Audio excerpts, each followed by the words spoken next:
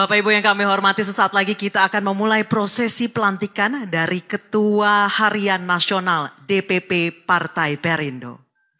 Untuk itu kami persilahkan kepada Bapak Haritanu Sudibyo dan Bapak Dr. Tuan Guru Bajang Muhammad Zainul Majdi LCMA untuk naik ke atas panggung.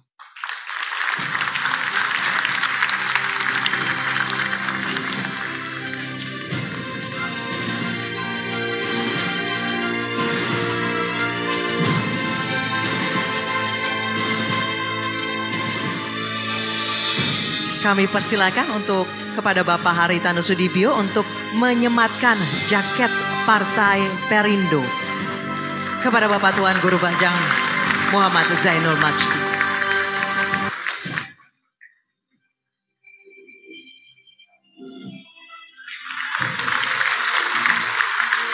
Selanjutnya Bapak Haritanu Sudibyo kami persilakan untuk menyerahkan SK DPP Ketua Harian Nasional Partai Perindo.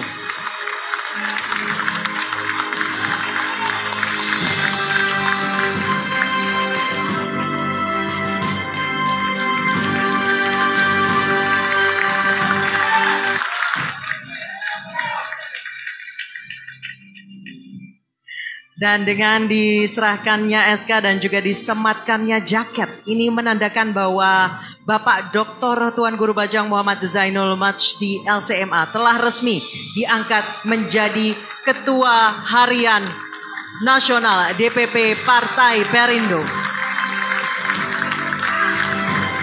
Bapak,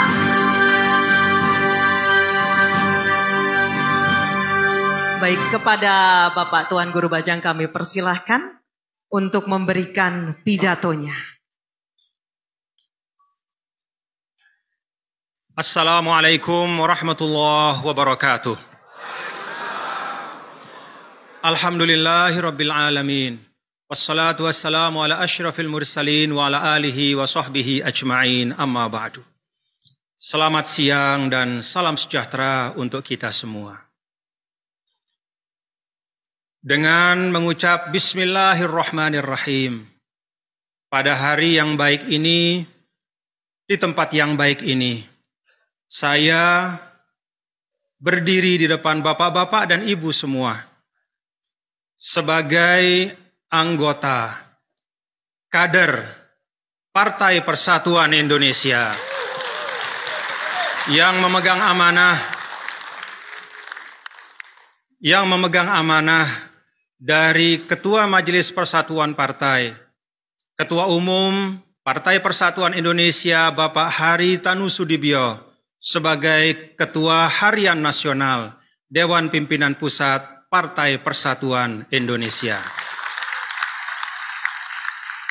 Atas nama pribadi dan keluarga, saya menyampaikan terima kasih atas kepercayaan dan amanah yang diberikan, dan insya Allah saya akan ikhtiarkan untuk bisa mengembannya dengan sebaik-baiknya. Yang sama-sama kita hormati, Ketua Majelis Persatuan Partai, Ketua Umum Partai Persatuan Indonesia, Bapak Haritanu Sudibyo beserta Ibu Liliana Tanu Sudibyo sebagai Ketua Kartini Perindo. Yang saya hormati pula para Wakil Ketua Umum, Bapak Sekretaris Jenderal, Bapak Bendahara Umum, jajaran Ketua, para Wakil Sekretaris Jenderal, Wakil Bendahara Umum, dan seluruh sahabat Perindo, para pengurus dan fungsionaris Dewan Pimpinan Pusat Diponegoro 29 yang membanggakan. Saudara-saudaraku, para sahabat Perindo, para pengurus wilayah dan daerah, baik yang hadir secara langsung maupun yang mengikuti acara ini secara virtual. Tidak lupa pada kesempatan ini pula, saya menyampaikan apresiasi dan terima kasih kepada seluruh komponen masyarakat yang perwakilannya hadir pada kesempatan ini. Dari kelompok agama, kelompok pemuda, kelompok perempuan, kelompok profesi, kelompok pekerja, dan seluruh kelompok masyarakat yang tidak dapat saya sebutkan satu persatu. Semuanya saya hormati dan saya muliakan. Salam Persatuan Indonesia. Alhamdulillah wa syukrulillah. Pada hari ini 6 Agustus 2022, persis 1 tahun setelah Partai Persatuan Indonesia meluncurkan logo dan simbol barunya. Alhamdulillah, saya memulai perkhidmatan di Partai Persatuan Indonesia. Semoga ini penanda bahwa ikhtiar kita semua, termasuk yang dicanangkan oleh Bapak Ketua Umum pada pemilu 2024 nanti, 60 kursi di Dewan Perwakilan Rakyat Republik Indonesia, mudah-mudahan diridhoi oleh Tuhan Yang Maha Kuasa, Allah Subhanahu wa Ta'ala. Bapak Ketua Umum dan seluruh sahabat Perindo yang saya hormati dan saya banggakan. Alhamdulillah wa syukrulillah. Dengan penuh kesyukuran, pada hari ini saya memulai ikhtiar bersama dengan bapak-bapak dan ibu-ibu di satu ruang perkhidmatan yang merupakan pilihan saya dalam politik kepartaian, yaitu Partai Persatuan Indonesia. Partai Persatuan Indonesia ini adalah ruang muamalah yang istimewa, yang insya Allah di situ memperjumpakan semua anak bangsa dengan beragam latar belakangnya, latar belakang agama, budaya, profesi, semuanya disatukan oleh satu cita-cita, menghadirkan politik yang bermuara pada kesejahteraan rakyat. Ruang itu, bapak-bapak dan ibu, hadirin dan hadirat sekalian, adalah ruang yang mulia. Ketika kita mengembalikan politik kepada fitrahnya, politik dimaknakan sebagai ikhtiar untuk menghadirkan kebijakan-kebijakan publik, peraturan perundang-undangan yang bisa mewujudkan kesejahteraan rakyat dengan kolaborasi seluruh anak bangsa. Di situ ada produktivitas semua, di situ ada kreativitas semua. Maka insya Allah politik menjadi sesuatu yang menyenangkan. Politik menjadi sesuatu yang menggembirakan. Politik menjadi sesuatu yang menjadi harapan kita semua untuk Indonesia yang lebih baik lagi pada masa-masa yang akan datang. Bapak-bapak dan ibu, Bapak Ketua Umum, dan seluruh sahabat Perindo yang saya muliakan dan saya banggakan. Perkenankan pada kesempatan ini, rasanya tidak salah kalau saya menyampaikan mengapa saya memilih untuk berkhidmat, berpolitik kepartaian melalui Partai Persatuan Indonesia.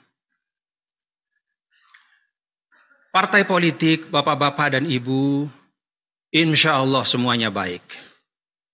Saya dan kita semua yakin bahwa semua pemimpin-pemimpin partai-partai politik berikhtiar maksimal untuk bekerja untuk kemajuan Indonesia. Namun demikian, di tengah-tengah kesamaan itu, saya melihat bahwa Partai Persatuan Indonesia memiliki beberapa keunikan. Ada hal-hal yang fundamental yang menyebabkan saya tertarik untuk berkiprah dan berkhidmat melalui Partai Persatuan Indonesia ini. Yang pertama, saya pernah menyinggung pada saat konvensi rakyat beberapa waktu yang lalu bersama Bapak Ketua Umum juga pada waktu itu, bahwa hal yang paling menarik dari Partai Persatuan Indonesia, salah satu di antaranya adalah nama dari partai kita. Partai Persatuan Indonesia. Bukan hanya nama bapak-bapak ibu, tetapi ini menunjukkan jati diri dari partai ini. Bahwa kerja-kerja kita memang ditujukan untuk menjaga Indonesia. Menjaga persatuan Indonesia.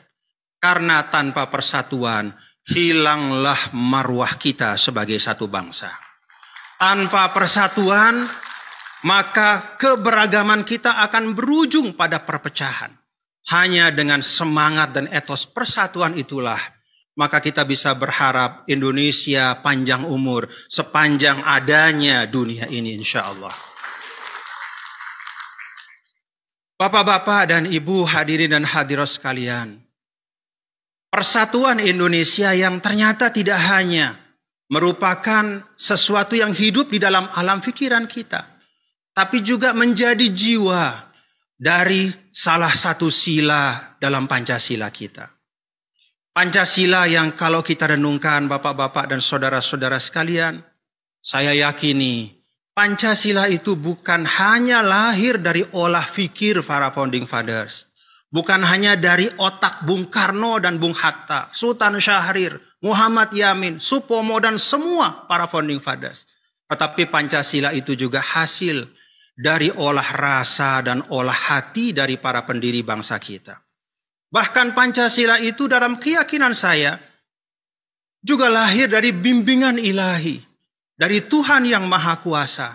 Sehingga dengan segala macam keragaman yang tumbuh, namun para founding fathers kita berhasil menemukan titik-titik temu. Itulah yang mempersatukan kita di Indonesia.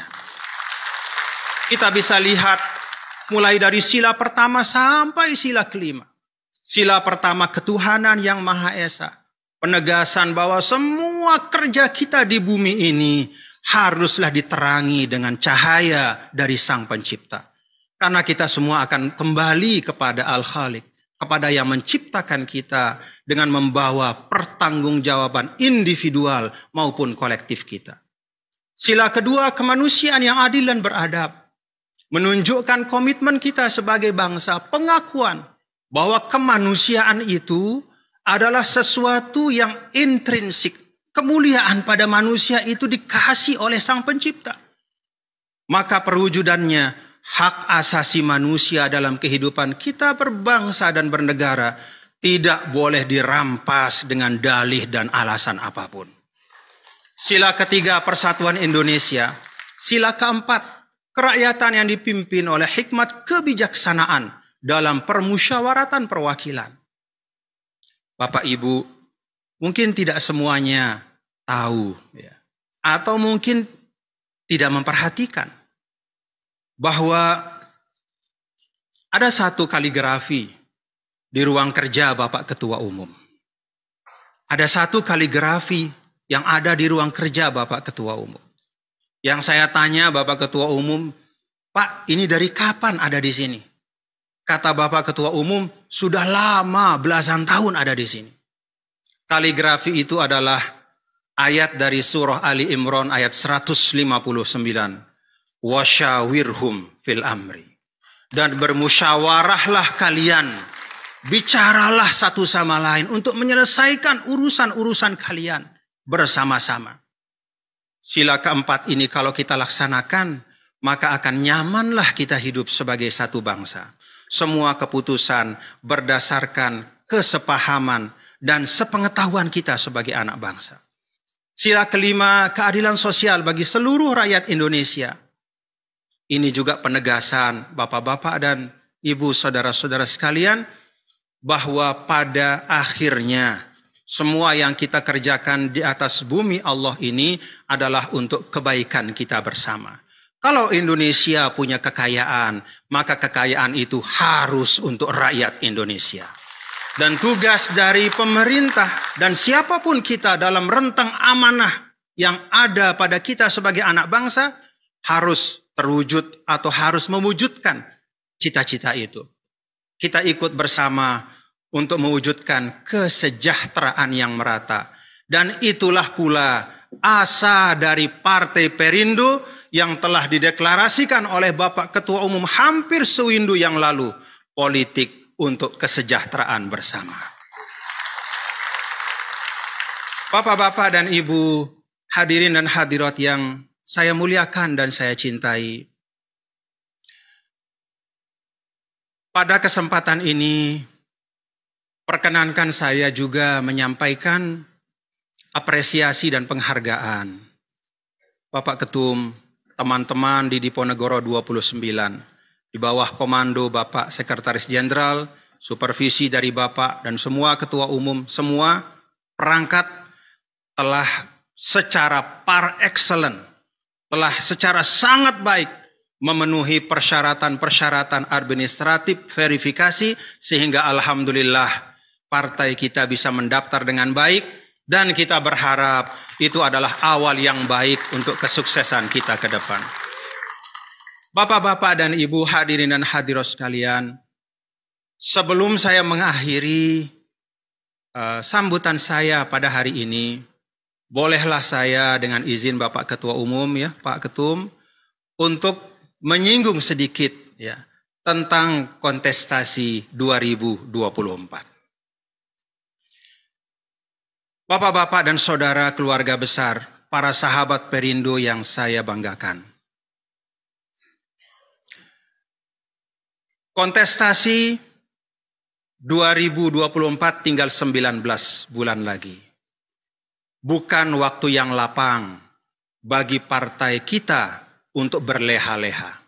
19 bulan lagi adalah waktu kita untuk bertungkus lumus, berikhtiar bersama-sama secara maksimal, sehingga mudah-mudahan Partai Perindo mendapatkan kepercayaan dari seluruh masyarakat Indonesia.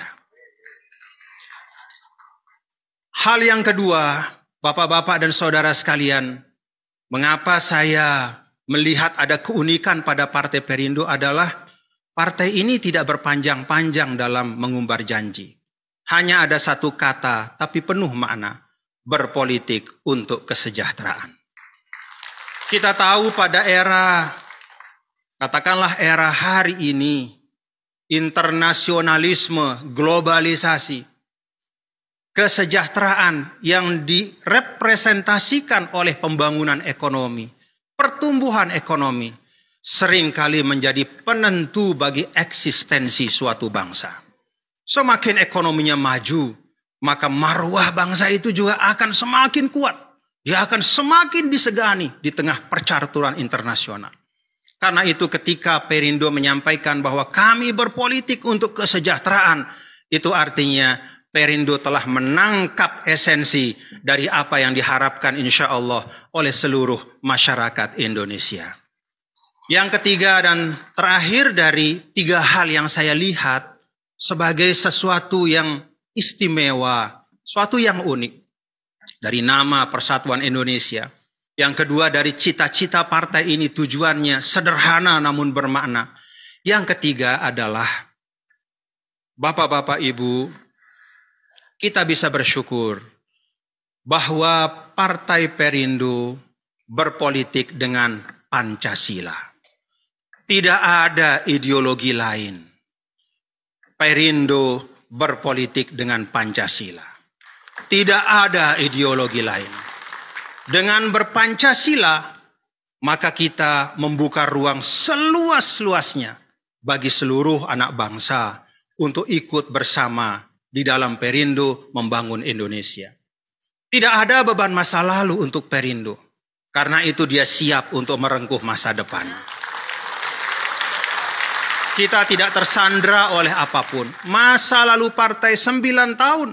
Walaupun hari ini belum mampu menempatkan kadernya sebagai anggota-anggota DPR RI, namun sejarah mencatat bahwa Partai Perindo telah berjuang selama 9 tahun ini dengan sebaik-baik dan sehormat-hormat perjuangan.